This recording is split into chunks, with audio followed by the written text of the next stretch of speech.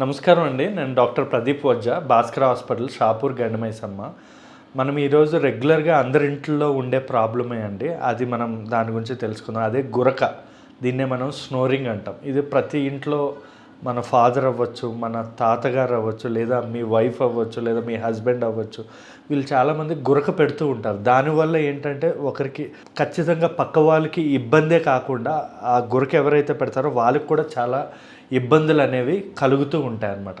ఈ గురక అనేది మీకు ఒక విచిత్రమైన విషయం ఏంటంటే, మనం డైవర్స్ తీసుకునేటప్పుడు ఈ గురక అనేది కూడా ఒక రీజన్గా పెట్టి మనం డైవర్స్ తీసుకోవచ్చు. అంటే ఇది ఎంత ప్రాబ్లం, అంటే ఎంత ఇబ్బంది పెడుతుందో మీరు తెలుసుకోవాలి కాబట్టి ఈరోజు మనం తెలుసుకుందామండి. ఈ స్నోరింగ్ ప్రాబ్లం అనేది మ్యాక్సిమం చాలామందికి గాఢ నిద్రలో ఉన్నప్పుడు వస్తూ ఉంటుందన్నమాట.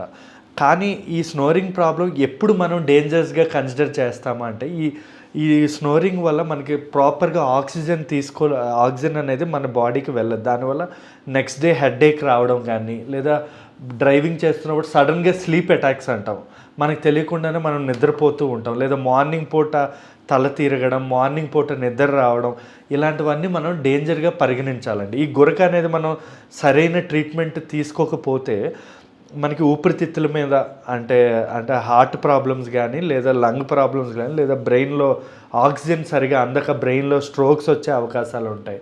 లేదా మన బాడీలో ప్రతి పార్ట్ దీనివల్ల మన క్వాలిటీ ఆఫ్ లైఫ్ అనేది ఎఫెక్ట్ అయ్యే అవకాశం ఉంటుంది. సో మనం ఈరోజు అసలు ఈ గురకకి గల కారణాలు మనం తెలుసుకుందామండి. ఈ గురక అనేది ఎందువల్ల వస్తుంది అంటే, మెయిన్గా చాలామంది స్థూలకాయం, ఒబిసిటీ ఎక్కువ ఉండడం వల్ల గురక వస్తుంది. ఒబిసిటీ ఎక్కువ అవడం వల్ల ఏంటంటే మన బాడీకి ఆక్సిజన్ అనేది సరిపోదు గురక పెట్టడం వల్ల.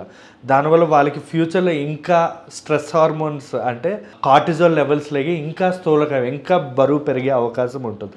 రెండోది సైనస్ ప్రాబ్లం వల్ల, అంటే ముక్కులో కండరాలు పెరగడం వల్ల, లేదా పిల్లల్లో ఎడినాయిడ్స్ ప్రాబ్లం వల్ల, దీనివల్ల మనకి గురక అనేది వస్తూ ఉంటుంది. ఈ గురక పెట్టడం వల్ల ఏమవుతుంది అంటే, ఈ నేసల్ కంజెషన్ జరిగి తలనొప్పి కూడా పొద్దున్న వచ్చే అవకాశం ఉంటుంది. ఇది సైనస్ ప్రాబ్లం.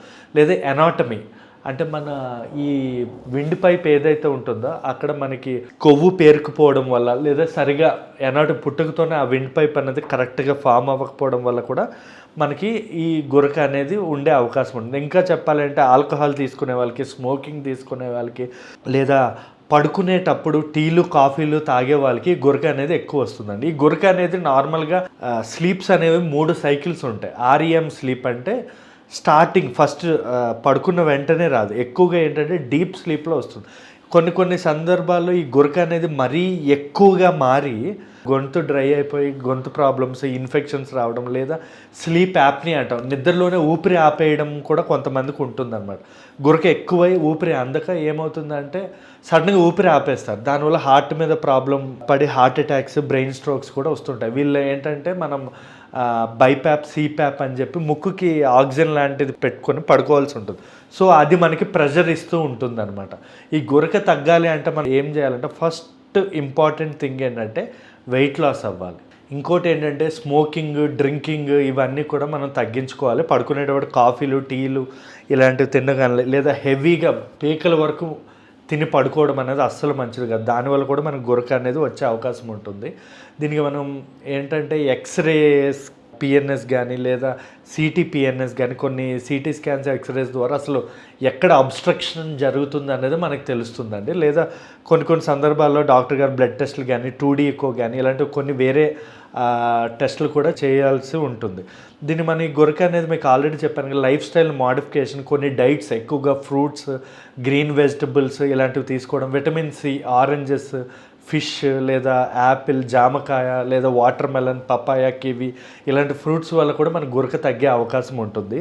ఇంకా చెప్పాలి అంటే ఈ గురక వల్ల మనకి ఏంటంటే కొన్ని దుష్ప్రభావాలు కూడా ఉంటాయి. రాత్రి బాగా గురక పెట్టడం వల్ల బ్రెయిన్కి ఏంటంటే బాగా ఇరిటేషన్ అనేది ఉంటుంది. దానివల్ల పొద్దున్న లేచిన వెంటనే దేని మీద ఏమంటారు కాన్సన్ట్రేషన్ అనేది ఉండదు, పిల్లల్లో కానీ పెద్దవాళ్ళలో కానీ. యాంగర్ ఇష్యూస్, షార్ట్ టెంపర్ బాగా ఎక్కువ ఉంటారు ఈ గురక పెట్టేవాళ్ళు. ఇంకా వీళ్ళు ఏంటంటే ఎప్పుడు పొద్దున ఏంటంటే మత్తుగా డ్రౌజీగా కూడా ఉంటూ ఉంటారు. ఇలాంటి దుష్ప్రభావాలు కూడా ఈ గురక వల్ల ఉంటాయి. కాబట్టి మనం డాక్టర్ దగ్గరికి వెళ్ళి సరైన ట్రీట్మెంట్, లైక్ కొంతమంది నేసల్ డ్రాప్స్ ఇస్తాం, దానివల్ల కూడా గురక పోతుంది. ఇంకోటి బ్యాసల్ ప్యాచెస్ ఉంటాయి, దానివల్ల గురకపోతుంది. లేదా కొంచెం మీకు చెప్పే కదండి, మనకి విండ్ పైప్ చిన్నగా ఉండడం కానీ లోపల అబ్స్ట్రక్షన్స్ ఎడినాయిడ్స్ ఏమైనా ఉంటే సర్జికల్గా కూడా మన ఎఫ్ఈఎస్ఎస్ అని చెప్పి ఫెస్ సర్జరీ కానీ ఇలాంటివి చేసుకోవాల్సి ఉంటుంది. వీటి వల్ల ఏంటంటే మనకి గురక కంప్లీట్గా మనకి తగ్గే అవకాశం అయితే ఉంటుందండి.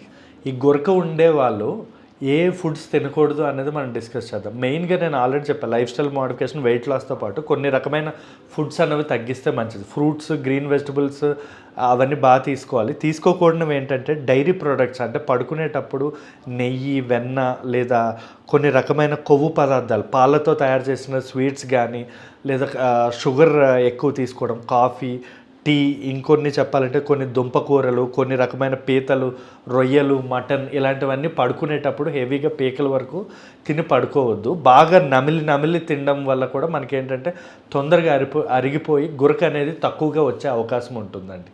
Thank you.